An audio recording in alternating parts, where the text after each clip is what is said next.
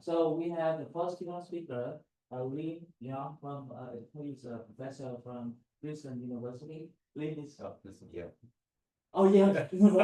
I'm so sorry. That's Kyle. Yeah, that's fine. From Yale University.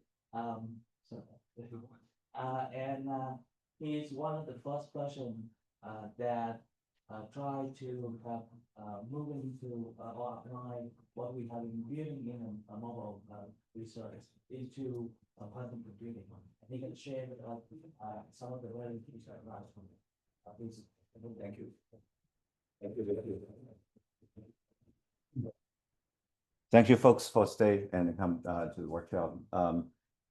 Right. So first, disclaimer: I don't understand quantum physics at all, and I actually don't do quantum computing. I see my work as computing for quantum, meaning I solve classic computing problem in the construction of quantum computer.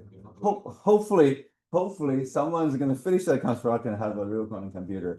But I'm going to contribute my tiny ounce of ideas. Okay. So first of all, how did I get started? As VP talked about, I kind of was one of the first people from the Scalable community started working on quantum-related problems. So it all started with wireless, right? This question goes back to why did I start working on wireless, right? Goes back 20 years ago when I started at Rice University. There are excellent wireless experts I can collaborate with. And I looked at wireless, I realized wireless is a computing problem, right? Typically, the E people work on wireless communication. But realize at the core of wireless communication is basically use ever cheaper computing to buy higher spectrum efficiency, because spectrum is valuable and scarce, but computing getting cheaper and cheaper. So that's how I get started. So this is how I started doing using computing to buy spectrum efficiency. Old school communication, you had one antenna on the base station sitting everywhere, right? So even if you just want to talk to one user, you're actually wasting 99.9% of energy and also interfere with everybody else in your neighborhood, right? So it's terrible old school wireless communication. That's why 3G is this, right? In 4G, people introduced a technology called MIMO, multi-user, multi-user MIMO. Multi-user, multi-input, multi-output. Okay, basically to put a bunch of antennas in the base station and a lot of computation in the base station. Therefore, you can send the independent data stream to each user separately. Magic, right? So it's computing to buy spectrum efficiency. Now, moving to 5G, people argue we should put many more antennas, many more computing resources in base stations so they can even serve more users, right? Therefore, input efficiency. So that's like I contributed wireless. That time we started to build this massive MIMO base stations, right? FPGA array in the back, antenna here. Clay Shepard spent his entire PhD building 3 generations, and he is now doing a company. It's no longer a startup, but a medium-sized company selling this kind of massive MIMO base station. That's Clay Shepard, and if you want to use it, you can either buy from Clay or use the power testbed called Powder. So that's where my journey into quantum computing starts, right? So when I moved from Rice to Yale, 2019, so I was thinking about, should I bring the base station with me or the FPGA arrays, right? At that time, I'm already thinking about softwarize the physical layer of massive MIMO. Basically, instead of using FPGA to do physical layer processing, you could just use software, virtualize, put in the cloud, right? We actually was successful in doing that. So at that time, we don't need FPGAs for wireless communication anymore. So before I was throwing them out, I talked to my new colleagues here from Applied Physics, and they told me, hey, keep them because we may need them in quantum computing, quantum control. It turns out, after talking to them, I realized the massive MIMO base station is very similar to the quantum control system, right? You can just imagine each phone is a qubit, right? So they want to talk to large number of qubits too, right? So there are 3 differences I realized. One is instead of sending the signals through open air, they send through a coax cable, which simplifies the problem. You don't have interference from the environment, right? But other hand, it's because qubits die very quickly. They leave like 100 microsecond, right? I think that's the case. And therefore, you better do computing, you better do things fast, right? Microsecond level. In contrast, in wireless, because humans don't move that fast, right? Millisecond it's okay, right? So last difference is in wireless communication, you're sending 0 ones, digital data to the clients. But in quantum control, you're sending analog waveform. You have to be very precise about phase, amplitude, the shape of waveform, etc. So all the things come together is you need FPGA, right, to meet the latency requirement, provide the massive amount of parallel resources. And if in particular, they also have RF that you can do direct signal synthesis to direct the general waveform in the digital domain. So FPGA is basically perfect. So that's how I started in quantum, right? Take my massive Bayesian and try to figure out how to do quantum control. Right. So when I got started, so Google had this paper on Nature with like 1,000 authors, which caused problem to every NSF proposal because NSF proposal doesn't allow you to have it out as author. It asks you to spell out all the authors. Right? That's the paper. Okay. So here's the example of the quantum the setup we have. Right. You have this dilution fridge, right, which is going to bring the temperature all the way to 4 millikelvin above the a little bit above the absolute zero, and you have your qubit set in the bottom there, and the cover will, of course, seal it when it's operational. And what is interesting is you look to the shelf in the back, everything things inside this fridge is quantum. And I dare not touch it, right? So what I care about is things outside this fridge, all these wires, the things on the shelf there. So the blue lines, wires are basically called Scalable. You can zoom in, you see here, it's basically FPGA-based control system there. So for this setup, the control is pretty simple. It's basically generating waveform. I don't think they're doing any error correction there.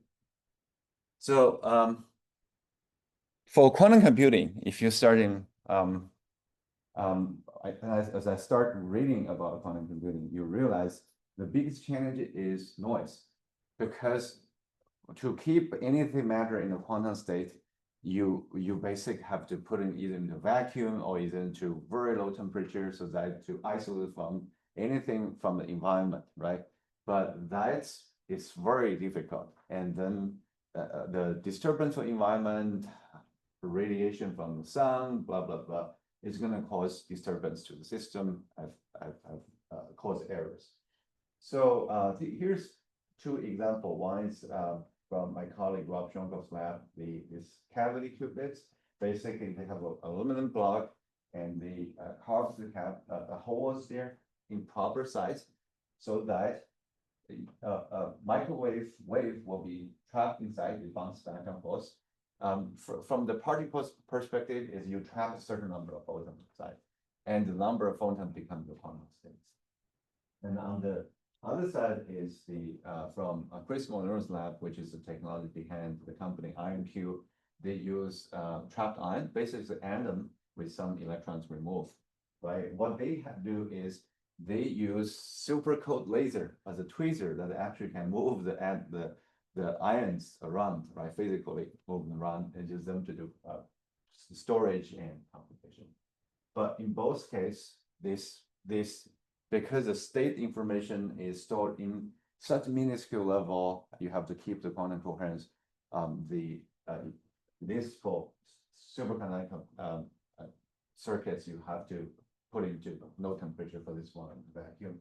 And in both cases, the quantum states are subject to noise errors.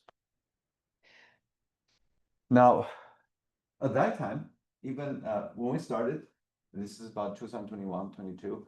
I think D-Wave has already been doing commercial products. They're basic analog quantum computers, no error correction, just a bunch of qubits. You just get them set up and run, right?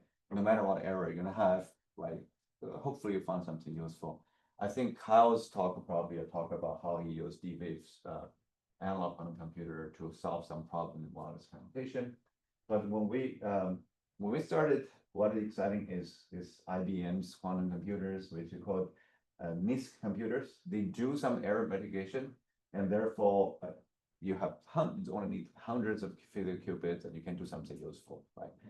But not many useful things, right?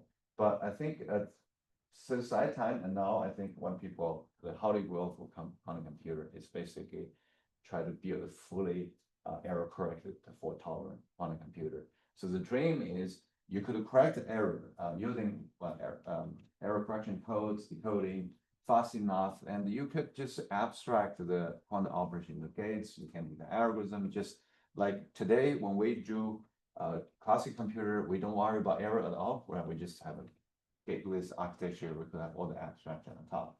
So this, I think, has been what people are striving for these days. And according to IBM's roadmap, Google roadmap, I think we're 3 to 5 years away from that. Yeah, hopefully, it's always 3 to 5 years ahead, right? I don't know. Okay, so I think that's the most quantum thing I will talk about. And now I'm going to try to abstract away the quantum parts and convert into a classic computing problem that I've been working on. So the one of the when the errors often, right, we like in classic computing, we use codes to code. You use multiple bits to represent one bit, right? So and then try to use them to be written against some errors. So one of the popular or promising codes for quantum errors is called surface codes. Basically, they arrange the data qubits in a 2D plane, right? And use this E by B physical qubits to encode one logic qubit. You can think about it almost like repetition code, right? Classically, each of them, each physical qubits can be at exactly the same states, right? And even someone make error, if you can fix this and correct them, you can maintain the logic state properly. So a little bit of quantum physics, but I don't explain, but you just trust me. There are 2 types of errors, right? The data qubits can experience Z error, X error, right? And basically they can be dealt independently. So later on, we'll just focus one. So in quantum computing, quantum physics, you cannot directly measure a quantum state. When you measure it, the state basically project to the measurement based probabilistically. So therefore, what do you do? Then how do you know if this data qubits have error? Is you put even more qubits for stabilizers, right? For Z errors, you put something called Z errors, you put X stabilizers. And you for X errors, use this stabilizer. So you can see in this picture, the squares, the faces here are basically a stabilizer. And each stabilizer basically labeled to 4 data qubits, right? So basically each qubits, if they had an error, so they will have an X error, so they will be detected by the Z stabilizer here and here. Okay. So for Z error, they will impact the X stabilizer collectively. Okay, so therefore, in quantum error correction, what you do is you monitor the stabilizers. You measure them, keep on measuring them. So therefore, and use them to infer information about data qubits. Okay, so that's the gist of quantum error correction. You continuously, periodically, 1 million times a second in superconducting case, measure the stabilizers, and then use that measurement to infer which data qubits have what errors. Okay. So now is when you have, for example, X error, basically you're going to basically graphic illustration made by you, brilliant student, to show how this error is going to, in data qubits, is going to impact the measurements of labor and stabilizers. Okay. All right. Since X and Z errors can be considered completely separately, let's just get rid of, let's don't worry about the errors, just F error. So we remove. You still need microphone? Do you still need microphone later? You come back in like 4 minutes. Okay, now the picture becomes cleaner, right? So we want to have this stabilizer here, and Now it will become computer science problem. Okay, essentially become a graph, right? The mesh graph. In this graph, the edge corresponds to the data qubits, or in general, source of error. The vertices, right, correspond to the stabilizer measurements. And you can add some virtual vertex on the boundary to simplify the problem setup. So the virtual vertex, they don't measure it, they're just there for the mathematical convenience. Okay. And in this case, the edge, each edge has weight. The weight actually indicates the probability of that error source to have an error. Okay, so we compute it this way. So basically, the higher the probability, the lower the weight. Okay, so now we're getting closer to computer science.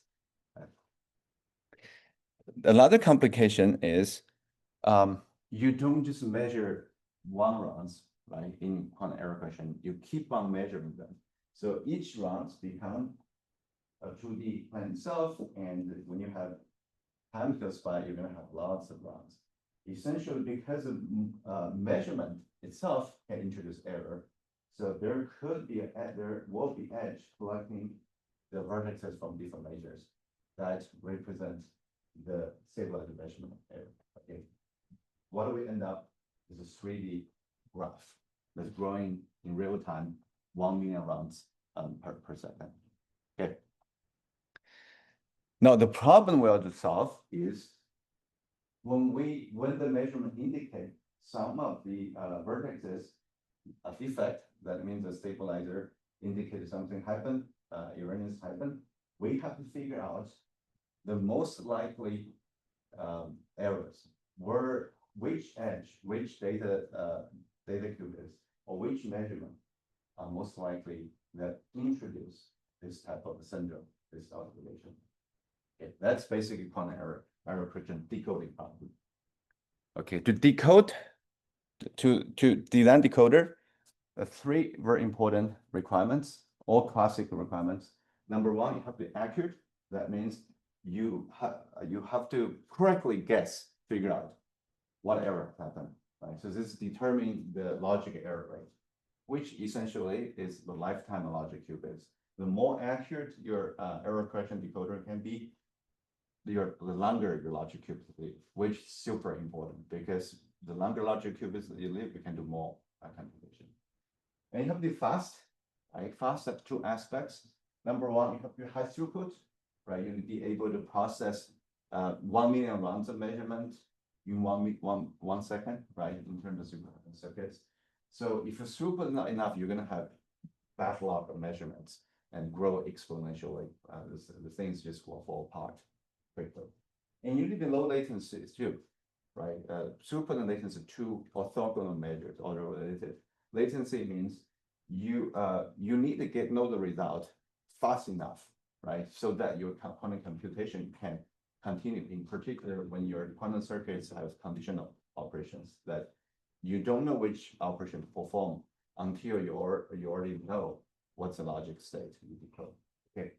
And lastly, you have to be scalable because we're talking about hundreds to thousands of qubits, right? Physical qubits, and to these days to tens or hundreds of logic qubits. So the quantum error correction decoder has to be able to scale to that. Okay. all right, okay. So What do we have is we call decoding graph, right? Let's go back to this picture. Decoding graph is a very important term. Is in the decoding graph, let's use 2D as example, 3D is too much, right? Each vertex represents a stabilizer measurement, right? The syndrome, right? Could be defect or normal, right? Each edge indicate the error source of error, right? Data qubits, right? They have a weight for each edge. The larger the weight, the less likely the error happen, right? So this graph can be constructed offline, right? Most of them. And then in real time, when you measure, you will find out a subset of vertices is going to say defect, right? Then your problem is to figure out which of the edges actually have error. That's the decoding problem. The most accurate decoder is called most likely error, right? Probabilistically speaking, what's the most likely error? So that will give you the highest lowest logic error rate if you apply that. So the mathematically, if you cast the most likely error decoding problem into this decoding graph, it's basically become minimum weight perfect matching problem as well. Explain in a minute. So the most accurate on airplane decoding design is rely on minimum weight perfect matching. Okay. So the MWPM decoder, minimum weight perfect matching decoder, works in this way. Okay, you start with the decoding graph and with the measurements. Right, the measurements show this red vertex.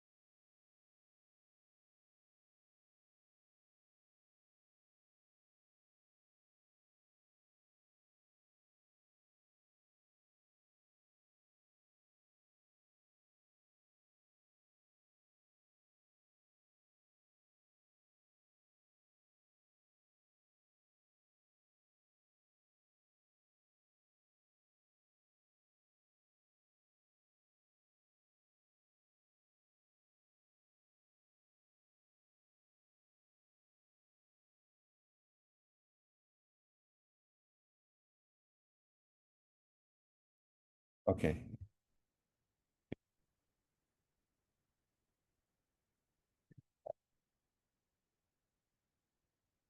Okay, good. Should be back. Apologies for the glitch.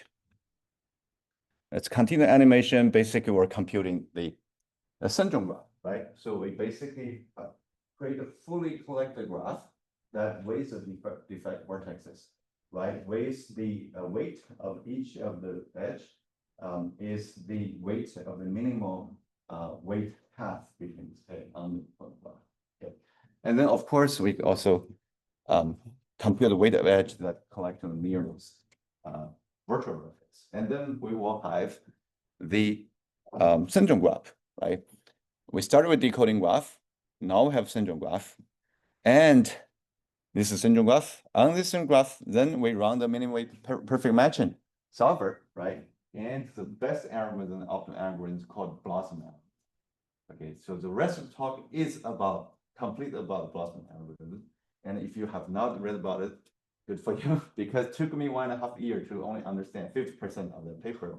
It's according to my students, this is maybe the most complicated and also kind of beautiful algorithm to we ever worked with. Okay, and you run the algorithm. I'm not going to show how the algorithm works. So basically, you find the set of edge that is perfect matching. Perfect matching, basically, each of the vertex will be touched only once, right? And exact once, and all of them will be touched exact once. And the sum of the weight of these edges is going to be minimal, as small as possible. So this is what the Blossom algorithm will give you. And then once you find the minimum weight perfect matching, then you step back, go back to the decoding graph and recover the edges from, find out the set of edges from decoding graph that belong to that minimal perfect matching.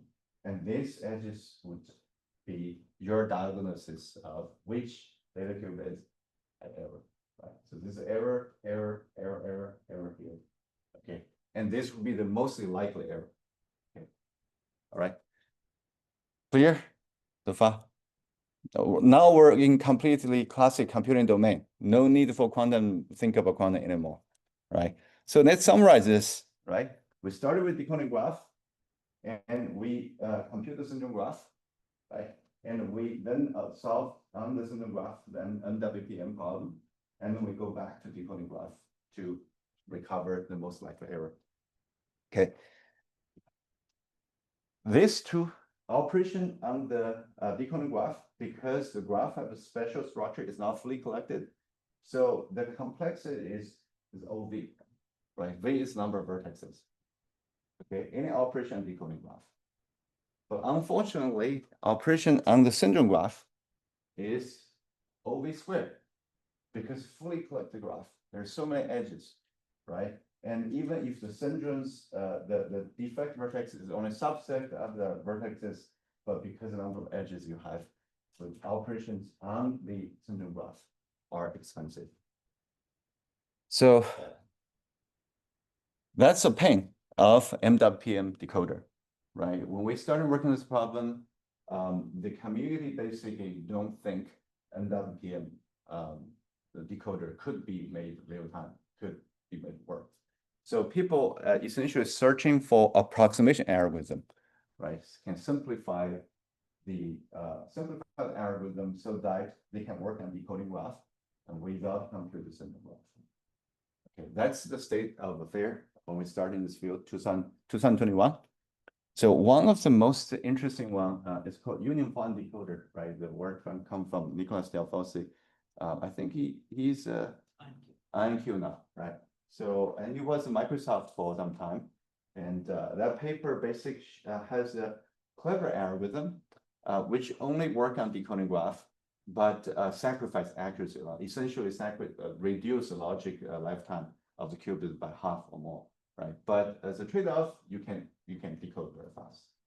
So that's the first paper. Like my student Yue, he studied this paper in he's taken course in quantum information processing and studied this paper, and he found out the union font algorithm is actually approximation of Blossom algorithm.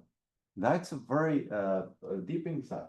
Then we're thinking about, okay, if union font could work on decoding graph as an approximate Blossom algorithm, maybe we could think about a way to get Blossom algorithm to work on decoding graph without going through the path of syndrome graph.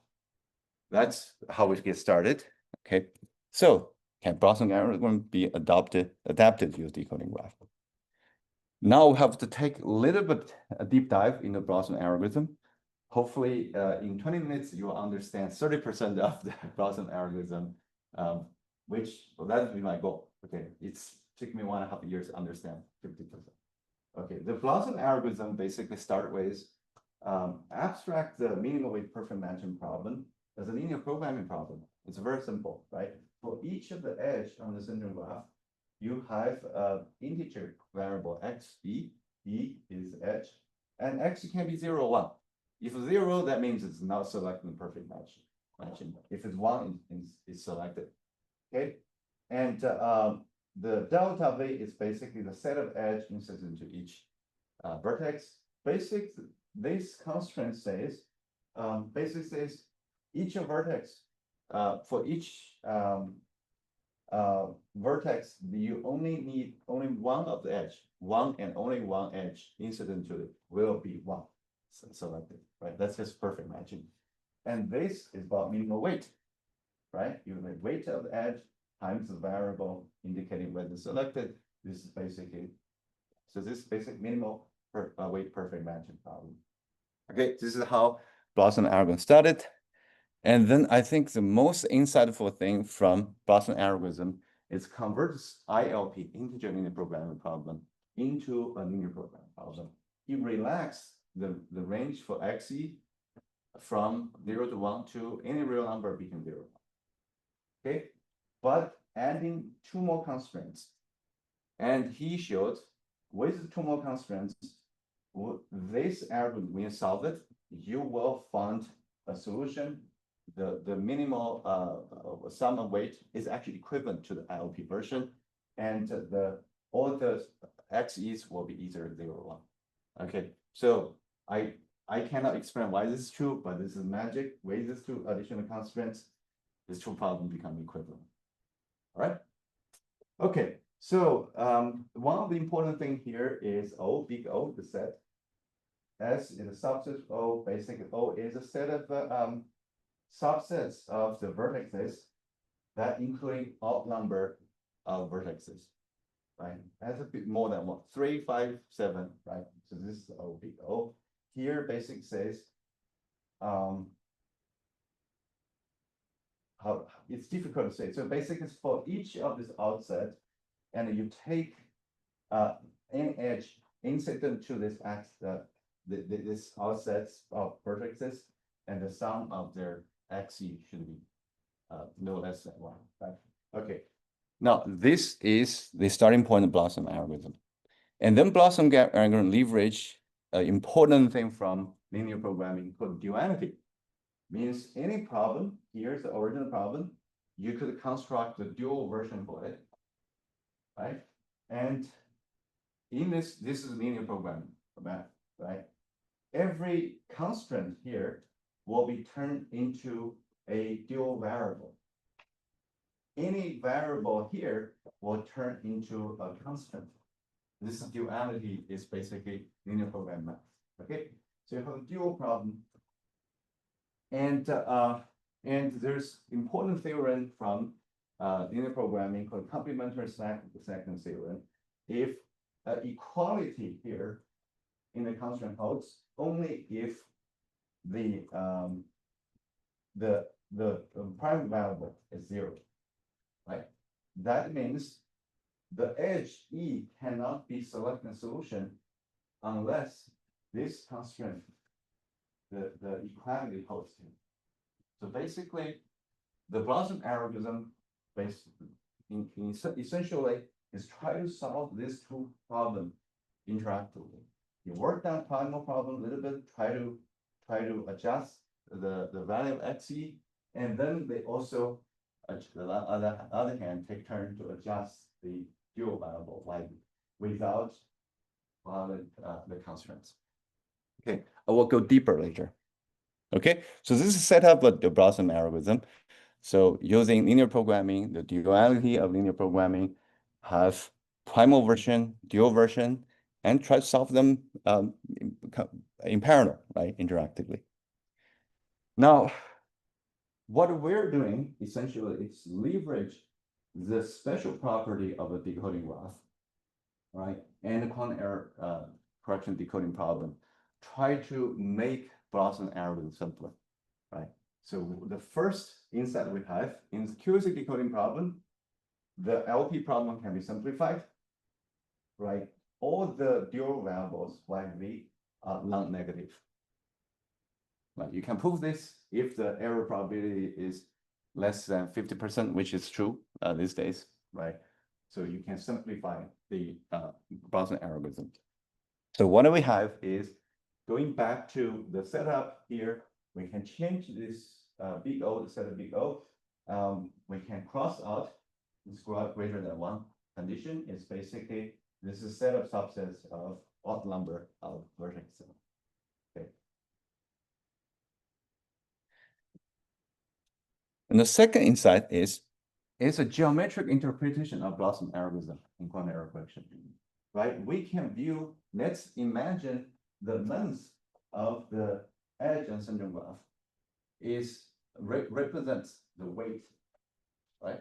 The longer let's say the longer the line, the bigger the weight, okay? And let's imagine the dual variable ys, right? S is any of the subset of odd number of vertices on the syndrome graph. Is here we start with one each of the defect vertex, right? So the radius of the circle you can imagine represents ys, okay? So essentially the dual, when you work on the dual problem, what you do is you try to grow, right? Because you try to increase, maximize this. So therefore you try to grow these circles, right? But then you have to subject to, you can grow, but you are subject to this constraint. That means, visually speaking, that means these two circles, they cannot overlap, right? Because the sum of these two y's have to be log greater than weight, right? So you grow and grow, and if they touch, you have to stop. Okay, so it turns out detecting if these two circles touch, whether this will be violated if you go further, is the most computational heavy part of the blossom algorithm. Okay, so when you run into this situation, they touch, you have stopped growing them, then you can grow, adjust others, right? So we call, in this situation, we call this edge become tight. Tight means equality holds here, right? And that means the xe can be one. They could be one, right? So the tight edge becomes a candidate for consideration for the primal problem, right? Okay. And then you adjust, you stop growing A and D, then you grow the other two, then the edges become tight and grow. And you, in this case, you actually can shrink YD and grow YA. So it's in order to grow maximum like this, right? In this, you can further adjust, right? Grow, and then you run into this interesting situation. You find three vertices get collected by tight edges, right? So this is then the core of blossom algorithm is you can consider these three as one blossom, a co-blossom, right? So basically you can ignore what's the things inside them, then you can grow the Y. You can create a new the new zero variable Y ABC, right? You're starting growing Y ABC while fixing Y A, Y B, Y C. Okay, so this is how blossom algorithm works. And you grow and you hit another one, right? You have to make sure you don't, right, violate the constraints. And detecting, again, as I said, detecting whether you're going to have these conflicts violate the constraint. This is the most computational hard, and we'll get back to this point later on. Okay, so our third key insight is you see here on blossom algorithm, you detect the conflicts on the central graph, right? That's the reason why for blossom algorithm you have to use central graph. Our key insight is you actually can detect this on the decoding graph. As a result, you could imagine your algorithm work on the central graph, but without actually using the central graph. You can just complete everything blossom algorithm requires on the decoding graph. That's our most important insight. So with that, so basically we can skip this step, go directly from decoding graph to most of the error. So that's an algorithm called parity blossom. So that's a paper we presented at QCE 2 years ago. So the mathematical part is also very intuitive. You can imagine here is the decoding graph, which is 2D kind of 2D mesh, and the computer syndrome graph is fully collected graph with some of the subset of vertices, right? You can imagine, you can project that geometric interpretation we just talked about on the syndrome graph. You can pass it back to the decoding graph, right? Each blossom have something we call a cover on the decoding graph. Therefore, the hard problem of detecting whether two blossom circle they're going to touch each other become whether two covers, their projection on the decoding graph, will touch each other. Okay, so again, some animation to show it works, right? So it's a decoding graph. You started with 4, this is 5 effect measurements on it, right? So you start with your cover, right, which is the counterpart of blossom. Blossom is the notion on the syndrome graph. Cover is the projection of blossom on the decoding graph. You can start and grow them. In this case, you can grow all of these covers, right? Because it's group. And then you detect they have conflicts. Therefore, you cannot grow them anymore, right? So what we could do is the algorithm will decide we can shrink the B, we're gonna grow A and C. The next step, we can grow D as well. E we cannot grow anymore because we already touched on boundary. Okay, so we basically grow, right? And then what happens is we find A blossom, right? So all the three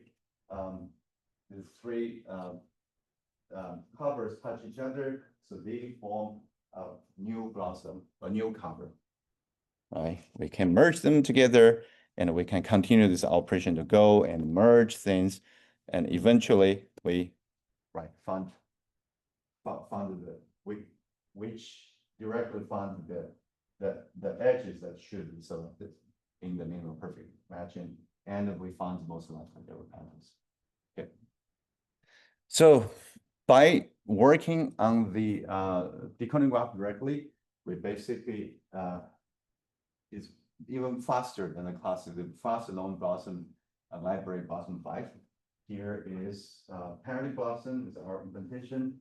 You can see asymptotically as a code distance grow or decoding time per round grow this, and here is classic blossom algorithm. And this contemporary work, we're not the only team who discovered this insight. A team from Google, Oscar and Craig, they also published a paper for Sparse Blossom, who shared the core idea of doing Blossom algorithm on the decoding graph. And we have similar asymptotic complexity, right? But we went one step further. So far, we're talking about making NWPM solver more efficient by working on decoding graph. So another trick in our bag from system developers, can we parallelize the decoder, right? So of course, the most intuitive way is, hey, the graph is big, let's just chop it into different small parts and solve small parts in parallel and then merge it, right? That's exactly what we did. Called fusion blossom. What we do is we partition the graph on shared boundary and solve partition in parallel and then fuse them back, right? And then we solve the fuse problem using the same solver. So this is one way you can take any blossom algorithm that works on decoding graph, including our parity blossom or sparse blossom, use fuse, you can parallelize them. So, and if you look at the 3D graph, right, the measurement rounds become very naturally boundaries for you to chop them up, right? For example, let's say you have n rounds of measurement, you can divide it into chunks of m rounds, and you try to solve each of these blocks separately, and then use fuse to fuse it back, right? So how you fuse back actually would be interesting. You could wait for all the block to solve to be finished and then fuse them together. So that's called batch, or you could just solve a block as it arrives, solve this one, solve this one, and then you fuse them, you keep on solving. So you could represent the strategy into two diffuse tree, right? So the balanced tree is basically you wait for all the rounds to count, all the blocks to count, and then you solve each of them in parallel, and then you fuse them up, right? So this one has high throughput, but latency is actually is high. Or you could do streaming decoding, right? So when the first one comes, you solve, second one comes, then you fuse. As the blocks chunks arrives, you solve and fuse, solve and fuse. So this one you sacrifice throughput, but you gain in latency. Okay, so this we implement the software using a Mac M1 laptop, and you could stream decoding will achieve constantly about 700 microsecond latency. This is in software. And batch decoding, you can see the latency increase as you have to wait for more measurements coming. What is interesting is throughput, right? As you can see, the decoding problem is almost embarrassing in parallel. That as the number of CPU core increase, the decoding time per round decrease substantially until you reach the limited number of cores, and you have to switch to hyper threading, which involves context switching overhead. So before that, it's almost linear reduction in decoding time per run. Okay, I think I have 2 more minutes. We'll have yet one more step, right? So far, we're talking about is run level parallelism, right? We're solving different runs. Can we even parallelize the Blossom algorithm itself, right? Fusion Blossom didn't parallelize Blossom algorithm. We use Blossom algorithm in a parallel way. But what we did recently is we even look into Blossom algorithm trying to parallelize it. And then because you parallelize, you need a lot of fine-grained resources, then we can use FPGA to accelerate that. So this is actually, people again think this is a very difficult problem. Blossom algorithm uses a lot of complicated structure. It's not amenable to hardware acceleration. People paper in the publication talk about this. But our last insight is, as I already mentioned, Blossom algorithm work in 2 interacting phases, right? In the primal phase, try to solve the primal problem. In the dual phase, try to solve the dual problem. And the dual phase, actually, in particular, detecting whether these 2 cover or blossoms are going to touch each other, that's the most complication part. And there are most operations local to each other, as I point out. On the primal phase, you have a lot of data structure you could put it there. So our idea is, why don't we keep most of the primal phase in CPU, in software, while use parallel processing units, simple units to actually the dual phase. So as we talk about, if you look at the picture back, to detect whether is these 2 cover touch together is a local operation. Each of these nodes, if you imagine those have a line, right? They only need local information to tell if it's going to touch another person.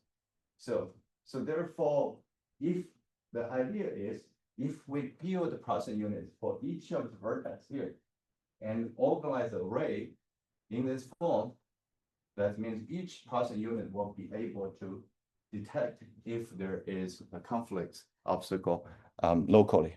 So that's our design called microblossom. What we have is most of the operation for primal phase in software CPU, and we build this array of processing units that's corresponded because 3D decoding graph. Each unit is identical to each other, right? They have simple operation. Their key job is to basically detect if they're the cover, the blossom they represent, we're going to have a conflict with labels. And that's how we parallelize and accelerate the blossom algorithm itself. And we implement software part in Rust, hardware part in use Scalable HDO on FPGA, and it's open source. You're welcome to check it out. And here is 10 times reduction latency compared to software implementation. This side here is the one we implemented MX CPU, this measurement of latency. And here you can see once we switch the FPGA using this parallelization, 10x. Okay, so I want me to talk about ongoing research. I think what is exciting, we thought we solved the problem, then they come to me to say, no, the new code design, on eruption code design, actually cannot be written using a simple decoding graph, right? This graph is simple because each edge has only 2 incidental vertices, right? Newer newer code design requires to use a hypergraph.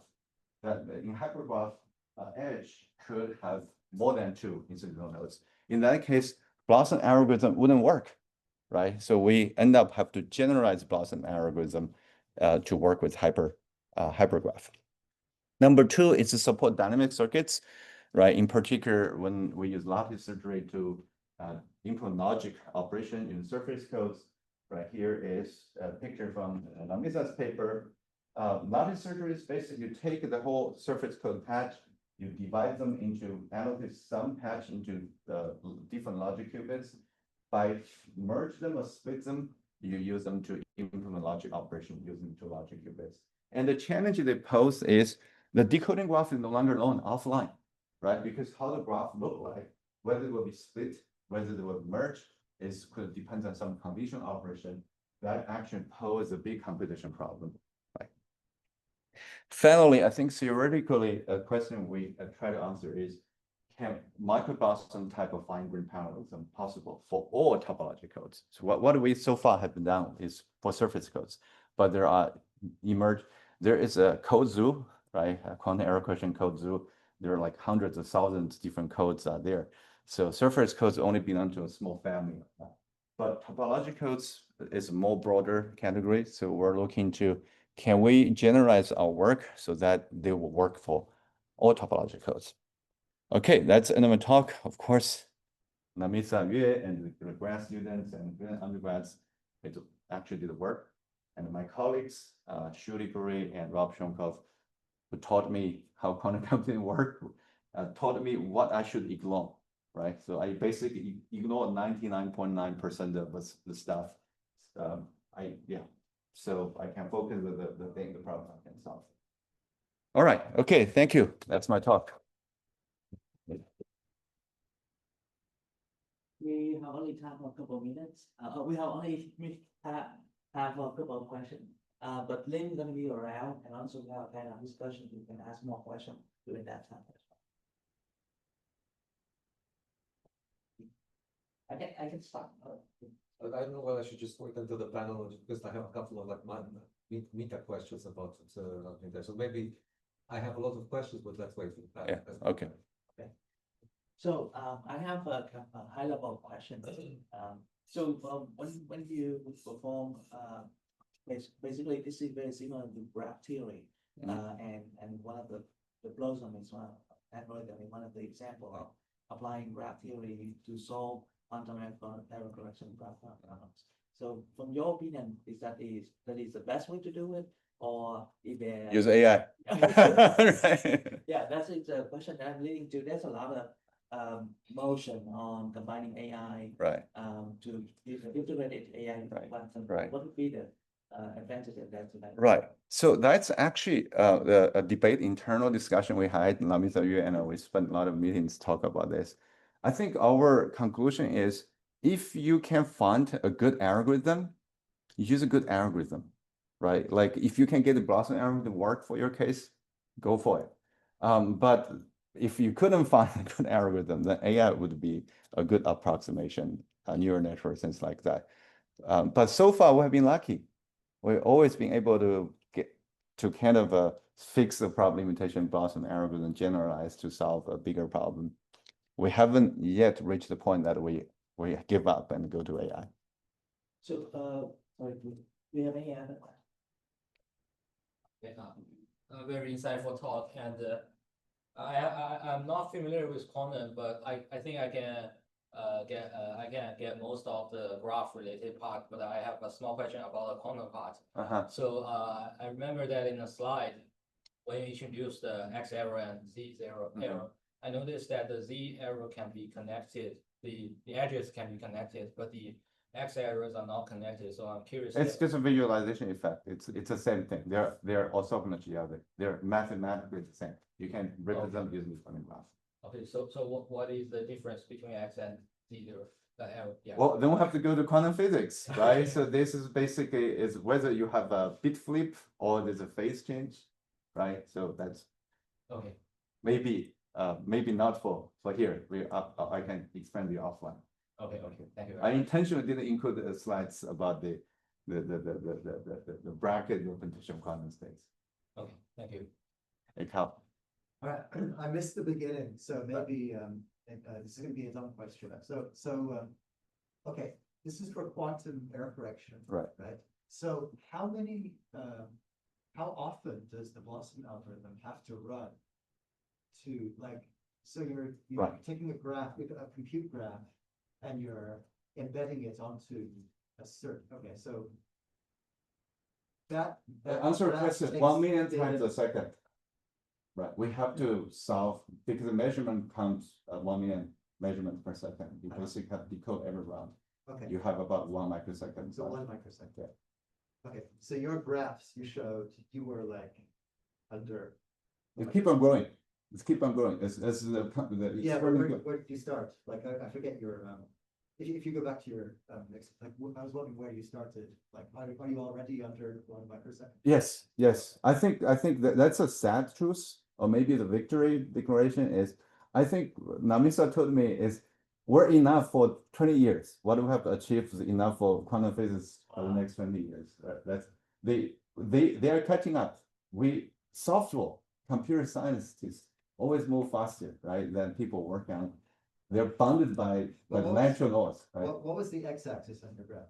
So, The X graph. yeah, Um, so how many qubits were you doing? oh, the qubit in the D is indicated by D, right? D, it's one logic qubit. It's one logic qubit encoded with D by D physical qubits, right? D in this case could be anywhere from 5 to 21, right? And there's only one logic qubit. If for you to go beyond one logic qubit, then you have to do this lattice surgery. Right, you have a larger patch, you partition it, use certain part of it for one logic qubit, another part for another logic qubit. Use this merge split operation to do a joint logic operation on them. Okay, I have a follow-up, don't think we shut off. I can have just one follow-up quick. Uh-huh. You said about a million times a second. Yeah. Is it something to do with coherent time or? It's with superconducting circuits, so they require you because their qubit is more subject to errors. You have to measure that fast. For example, neutron atoms, I think their qubits have higher quality, in a way, so you don't have to do that many rounds of measurement per second. And, What was, so, maybe you said this already, so I apologize. What was the gate or the gate fidelity that you achieved Mhm. with? logic error rate. uh, You're talking logic error rate, right? Yeah, the logical qubit fidelity, yeah. So it depends on your physical, right? The physical error, the PE. And then basically, I think you have to assume certain PE, and then we can achieve certain level logic error rate. Okay. I think But practically, like, IBM gives you. Right. They should use ours. They are already probably using our solutions, right? It's good enough for them for the next 20 years. So basically I kill my lines of work. I don't think I'm gonna have another paper on this topic. Maybe another optimization, maybe it's use less FPGA, right? Is do context sharing, resource sharing. Let's go into operating system type of research there. Beyond surface codes. Beyond surface, but yeah, that's right. But you need like a fidelity level. Right, I think we're good enough. We're good enough. We're better than what they ask in terms of the speed and accuracy. Okay. So I think one of the challenges for them is before we did all this MWPM decoder, people went back to use union find, this kind of approximation, which actually sacrificed logic lifetime by half and more. So with this accurate, precise MWPM decoder, you cannot go even higher logic lifetime. So this is the best you can do, right? For the surface code, right? But of course, with new codes, then this decoder not enough. When you say logic lifetime, do you mean coherence lifetime? The two are different. Coherence time is for physical qubits. The logic lifetime is for the logic qubits. When you have a lot of physical qubits, include one logic qubits, some of the physical qubits could be dead sometime, right? They be gone, but the logic qubits can live longer than that, right? A quantum error correction basically can achieve that goal to extend the logic qubit lifetime beyond the physical one. Okay. Wow, but I think we're gonna save for the discussion because we a little bit over time. Thank you so much, Lin. Okay. Yeah. Thank you. I'll be around. I'll be around.